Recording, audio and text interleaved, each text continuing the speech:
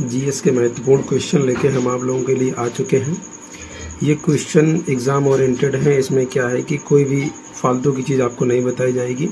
जो भी प्रश्न है ये बहुत ही इम्पोर्टेंट क्वेश्चन है और अभी तक ज़्यादातर परीक्षाओं में ये पूछे जा चुके हैं। जो मैं क्वेश्चन आपको बताने जा रहा हूँ, ये question UP police, UPSI, MP police और अदर एग्ज़ाम, जो भी कम्पिटिटिव एग्ज़ाम अपने हैं जिनमें जीएस आती है, उन सब में आपको ये क्वेश्चन कहीं ना कहीं देखने के लिए मिलेंगे। तो इसलिए आप ये क्वेश्चन बहुत ही अच्छे से सुने और वीडियो को पूरा देखें, अंत तक इसको ज़रूर देखें। और हो सके तो आप इन क्वेश्चन को नोट डाउन कर लीजिए। एक कॉपी ले लीजिए आप 40-50 रुपए की। उसमें क्या करिए, जो मैं आपको ये जीएस की श्रृंखला जो मैंने स्टार्ट की है, इसके आपको क्वेश्चन 1-2 दिन के गैप के अनुसार रोज़ 1-2 दिन के बाद जो वीडियो मिलता रहेगा उसमें आपको क्वेश्चन मिलते रहेंगे। ये डेट वाइज क्वेश्चन है। डेट वाइज से क्या होता है कि आपको हिस्ट्री में बहुत से लोगों को प्रॉब्लम ये होती है कि उनको डेट याद नहीं रहती है। तो चिंता मत करिए, डेट भी याद रहेंगी और उसका कंटेंट भी आपको याद रहेगा। बशर्ते यही आप वीडियो फुल वॉच करें, स्किप बिल्कुल ना करें। 2-4 मिनट की बात है और 2-4 मिनट ये आपके कहाँ काम आएंगे, किस एग्ज़ाम में काम आएंगे, कोई नहीं जानता। यूपी पुलिस का आप जानते हैं टेंडर निकल चुका है।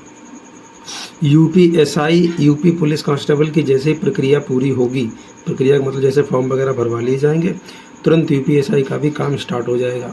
एमपी पुलिस कांस्टेबल के एग्ज़ाम चल रहे हैं और एमपीएसआई जस्ट कांस्टेबल के बाद आने वाली है।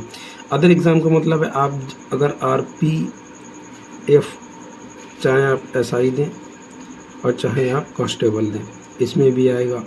और सुनने में तो ये भी आ रहा है कि एसएससी जीडी की भी कुछ भर्तियाँ आपको देखने के लिए मिल सकती हैं, जो अंदर की खबर निकल के जो आ रही है। और एक स्पेशल फोर्स भी बनाई गई है आयोग के द्वारा। स्पेशल फोर्स जो आयोग के द्वारा एक बनाई गई है रक्षा मंत्रालय के अंतर्गत, उसमें भी लगभग आपको वैकेंसी देखने के लिए मिलेंगी। वो वैकेंसी सेम एसएससी जीडी के तरह ही होगी। उसमें उतनी हाइट चाहिए होगी, वही सिलेबस होगा, वही रनिंग होगी, हर एक चीज़ डिट्टो वही होगी, बस वो फोर्स थोड़ी अलग रहेगी। तो कोई भी कॉम्पिटिटिव एग्ज़ाम की अगर आप तैयारी करते हैं कोई भी, तो उसमें ये क्वेश्चन आपके लिए बहुत ही रामबाण साबित होंगे। हमारी आपसे ये रिक्वेस्ट है कि वीडियो को पूरा देखें और चैनल को सब्सक्राइब जरूर करें। वीडियो देखते बहुत से लोग हैं लेकिन सब्सक्राइब नहीं करते हैं, तो सब्सक्राइब जरूर करें। अब शुरू करते हैं अपना वीडियो और आते हैं सीधा डेट वाइज पर। देखिए, सबसे पहले चीज़ हम आपको बताना 1191 से स्टार्ट करते हैं। 1191 में ये दुआ तराइन का प्रथम युद्ध, ये मोहम्मद गौरी तथा पृथ्वीराज चौहान तृतीय के मध्य में हुआ, जिसमें तराइन के प्रथम युद्ध में पृथ्वीराज चौहान की विजय हुई थी। उसके आगे आते हैं 1192। 1192 में तराइन का द्वितीय युद्ध हुआ। वही लोग थे, वही सेना थी, वही युद्ध हुआ मोहम्मद गौरी और पृथ्वीराज चौहान तृतीय के मध्य। लेकिन इसमें क्या हुआ, दुर्भाग्यवश या छलवश कुछ भी मानिए, पृथ्वीराज चौहान की हार हुई और मोहम्मद गौरी इसमें जीत गया था। अगर आप देखें तो मुस्लिम सत्ता की जो शुरुआत भारत में अगर मानी जाए तो 1192 से ही धीमे धीमे शुरू हो चुकी थी। आगे बढ़ते हैं।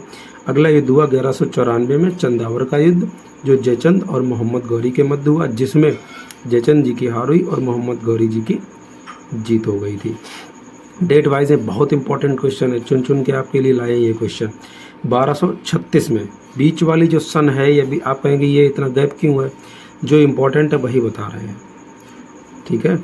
1236 में रजिया सुल्तान जो थी गद्दी पर बैठी और दुर्भाग्यवश 1240 में इनकी हत्या कर दी गई। इनकी हत्या राजस्थान में कैथल के निकट, हरियाणा में कैथल के निकट इनकी हत्या कर दी गई थी डाकुओं के द्वारा।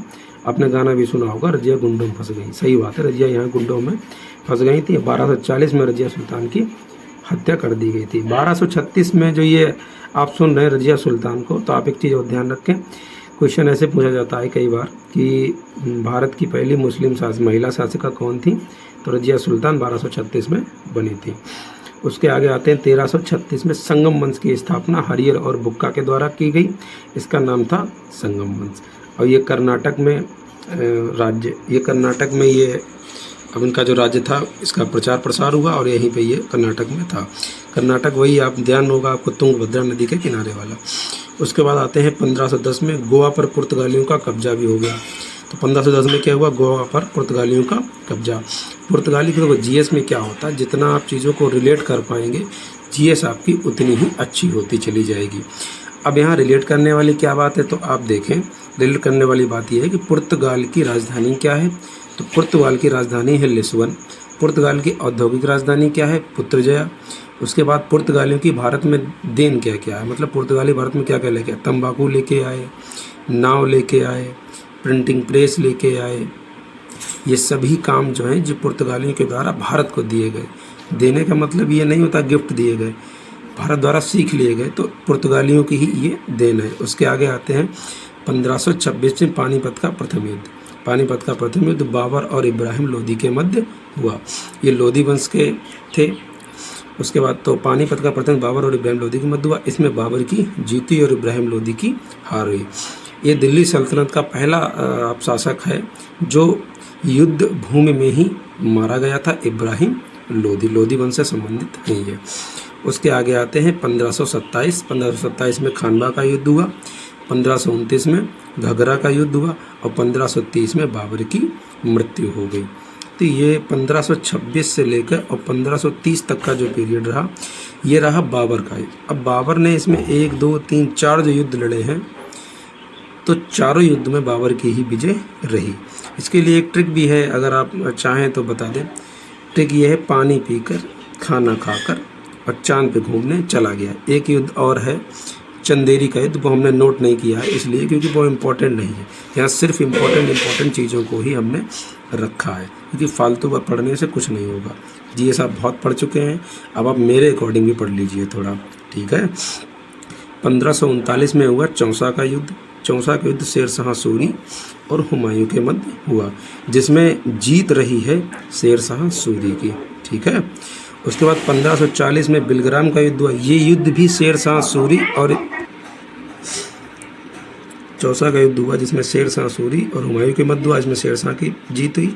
1540 में ये युद्ध फिर शेर शाह सूरी और हुमायूं के मध्य ही हुआ, जिसमें शेर शाह सूरी की पुनः जीत रही।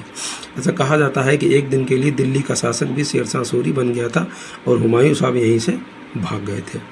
1556 में पानीपत का द्वितीय युद्ध हुआ, जो अकबर और हेमू के मध्य हुआ। आपको बताते चलें कि हेमू अंतिम हिंदू शासक था, ठीक है। तो अकबर और हेमू के मध्य युद्ध हुआ, जिसमें अकबर साहब की जीत हो गई। दास प्रथा का अंत, तीर्थ यात्रा कर समाप्त, जजिया कर बंद और इलाही धर्म की स्थापना, ये सभी महत्वपूर्ण काम अकबर के द्वारा किए गए थे। इनमें से क्वेश्चन आपको एग्जाम में ज़रूर देखने के लिए मिलेगा। दास प्रथा का अंत, तीर्थ यात्रा कर समाप्त, जजिया कर बंद किया और दीन ए इलाही धर्म की स्थापना की अकबर के द्वारा, ये सभी काम किए गए। 1576 हल्दी घाटी का युद्ध हुआ अकबर और महाराणा के मध्य, जिसमें अकबर की जीत रही और महाराणा प्रताप की हार रही। हालांकि अगर आप बहुत डेप्थ में पढ़ेंगे तो महाराणा प्रताप हारे थे या नहीं, इसका सच नहीं है। उसके बाद 1600 में EIC ईस्ट इंडिया कंपनी की स्थापना हुई। 1606 में अर्जुन देव को फांसी दी गई जहांगीर के द्वारा। गुरु अर्जुन देव जो थे उनको फांसी दे दी थी जहांगीर ने। 1615 में टॉमस रो भारत आया। 1675 में गुरु तेग बहादुर की हत्या औरंगजेब के द्वारा की गई। 1679 में पुनः जजिया कर लगाया गया औरंगजेब के द्वारा। यहाँ से क्वेश्चन अभी MP पुलिस में भी पूछा गया। ये पूछा गया कि सबसे पहले जजिया कर लगाया किसने था। बहुत इंपॉर्टेंट क्वेश्चन है, तो बहुत से लोग इसका आंसर करेंगे फिरोज शाह तुगलक। वो जैसा आपको पढ़ाया गया वैसा आपको पता है, लेकिन सबसे पहले जजिया कर इतिहास में मोहम्मद बिन कासिम ने लगाया था। आप चाहें तो इसको गूगल जो आपको करना कर लीजिए। क्यों, ये अभी MP पुलिस में कल ही ये क्वेश्चन पूछा गया है और यही ऑप्शन सही है। 1739 में नादिर शाह का दिल्ली पर आक्रमण हुआ, जिसमें मयूर सिंहासन भारत से लूट लिया गया और कोहिनूर हीरा भी लूट लिया गया। नादिर शाह ईरान का नेपोलियन कहा जाता है, जो उसका नाम था नादिर शाह। मयूर सिंहासन को लूट लिया। मयूर सिंहासन का डिजाइन बे बादल खान ने तैयार किया था। ये क्वेश्चन भी UP पुलिस में पूछा जा चुका है। ये क्वेश्चन SSC GD में पूछा जा चुका है। यहाँ पे सिर्फ उन्हीं प्रश्न को लिया गया है जो रिपीटेड हैं, कोई भी नया क्वेश्चन यहाँ पे नहीं है। 1757 प्लासी का युद्ध अंग्रेज और सिराजुद्दौला के मध्य हुआ, जिसमें अंग्रेजों की जीत थी, सिराजुद्दौला की हार हो गई थी। ये क्वेश्चन UP पैट का है, एक भी क्वेश्चन आपको फालतू नहीं मिलेगा। 1761 पानीपत का तृतीय युद्ध अहमद शाह अब्दाली और मराठाओं के मध्य हुआ, जिसमें मराठा की तरफ से सदाशिव राव भाऊ जी ने भाग लिया था। मराठाओं की दुर्भाग्य इसमें हार हुई और अहमद शाह अब्दाली की इसमें जीत हुई। 1764 का युद्ध बक्सर का युद्ध हुआ। 1765 में बंगाल में दैत्य शासन की शुरुआत की गई। तो ये कुछ महत्वपूर्ण प्रश्न थे जो हमने आपको कराए, सारे वन लाइनर क्वेश्चन हैं। तो मेरी आपसे यही रिक्वेस्ट है कि आप इस वीडियो को अगर आपने पूरा देखा है तो बहुत बहुत धन्यवाद। आप एक काम करिए, जो भी हमने क्वेश्चन आपको लिखाए हैं आप ऐसे ही एक A4 साइज अगर पेज आपके पास हो, नहीं है तो ले लीजिए, और स्टैटिक जीके के नाम से एक कॉपी बना लीजिए। ये आपके बहुत बहुत काम आएगी, क्योंकि रिवीजन के लिए ऐसे ही नोट्स चाहिए होते हैं। रिवीजन के लिए ऐसा नहीं आपने इतने मोटे से रफ या फेयर बना ली, वो आप रिवीजन नहीं कर पाएंगे। आपको वन लाइनर फॉर्म में क्वेश्चन चाहिए होते हैं, क्योंकि आपको वनडे एग्ज़ाम देना है। तो आपके लिए रामबाण साबित होंगे वन लाइनर क्वेश्चन। तो कैसा लगा वीडियो आपका, कैसा लगा आपको ये हमारा वीडियो, कमेंट बॉक्स में अपने सुझाव ज़रूर दें। चैनल को सब्सक्राइब जरूर करें, आप लोग सब्सक्राइब नहीं करते हैं। सब्सक्राइब करने में आपका कुछ नहीं जाता, सब्सक्राइब करें चैनल को, वीडियो को लाइक करें और सब्सक्राइब करें। और जीएस है, उसके साथ मैथ है, रीजनिंग है, हिंदी है, यूट्यूब से रिलेटेड है, टेक वीडियो है, जो कुछ भी आपको चाहिए सब एक ही चैनल पे मिलेगा। बस आप लोग सपोर्ट बनाए रखें। धन्यवाद।